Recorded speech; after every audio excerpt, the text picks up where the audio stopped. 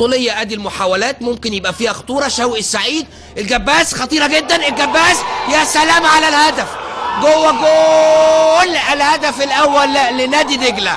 خطير دودو الجباس. قلت لحضراتكم اي لعبه ممكن يروح يهدد بيها مرمى النادي الاسماعيلي، وادي بالفعل الراجل خد واحده وقدر انه يروح بيها ويحطها بمهاره عاليه جدا عشان يعلن عن الهدف الاول لنادي وادي دجله ويقرب دجله من الثلاث نقاط. ادي المتابعه. وكامبامبا مش ممكن، كامبامبا متحرك ومزعج، لكن شوقي السعيد بتعمل ايه يا شوقي؟